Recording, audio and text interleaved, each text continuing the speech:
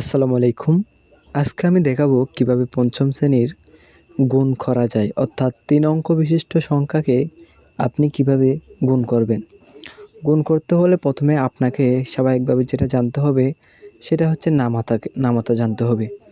তারপর যে বিষয়টা জানতে হবে, এখানে নিচে যে সংখ্যাগুলো থাকবে এই সংখ্যা প্রত্যেকটা আপনাকে নামাতা পড়তে হবে। যেমন প্রথমে আমি ৬ দ্বারা ৭৩৪কে গুণ করব।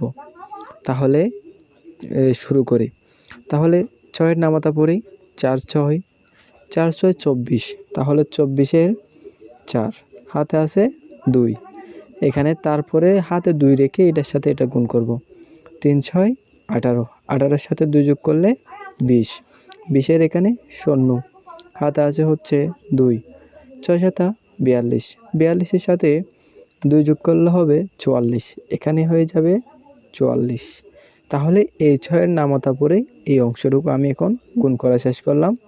এবং ৬ দ্বারা যখন একটা গুণ করা শেষ হবে তখন আপনি কি করবেন, এখানে একটা মনে মনে শূন্য ধরবেন। ধরার পরে আপনি তারপরে যে দ্বিতীয় সংখ্যাটা আছে ওইটা বরাবর হচ্ছে এই ৭৩৪কে গুণ করবেন। তাহলে ৫ ৪ ৫ ২০, ২০-এর ০, হাতে আছে হচ্ছে ২। তাহলে ৫-এর নামাতা পড়তেছি এটা আমি। ৩ ৫ ১৫, ১৫-এর সাথে যদি ২ যোগ করি তাহলে হবে ১৭, এখানে ১৭-এর ৭, হাতে আছে হচ্ছে ১। তাহলে আবার ৫-এর নামাতা পড়ব, এটা ৭-এর সাথে গুণ করব। তাহলে ৫ ৭ কত, ৫ ৭ হচ্ছে ৩৫, ৩৫-এর সাথে হচ্ছে কি এই ১ যোগ করলে হবে ৩৬, এখানে হয়ে যাবে ৩৬। তাহলে এই প্রথম অঙ্ক দ্বিতীয় অঙ্ক করার পর আরেকটা অঙ্ক বাকি আছে। তাহলে আপনি এই ২টা করে ফেলছেন। তাহলে আপনার কাজ হবে এই ২টার জন্য এখানে ২টা শূন্য ধরা। তারপর হচ্ছে আমরা এখানে ২ আছে না, তাহলে ২-এর নামাতা পড়ব।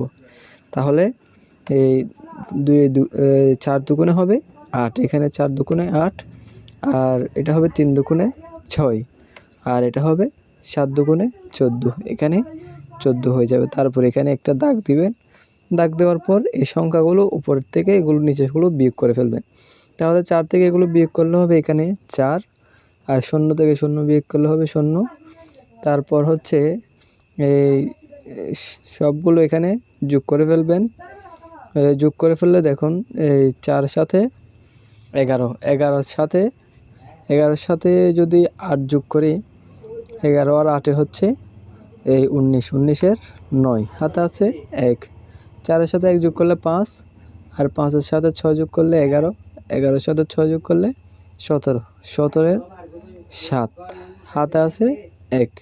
৩-এর সাথে ১ যোগ করলে ৪, আর ৪-এ ৪-এ হবে ৮, আর এদিকে ১ এটা বসে যাবে। তাহলে এটাই হচ্ছে একটা ৩ অঙ্ক বিশিষ্ট অঙ্ক কিভাবে গুণ করবেন সেই নিয়মটা আপনাদেরকে সুন্দর করে দেখাই দিলাম।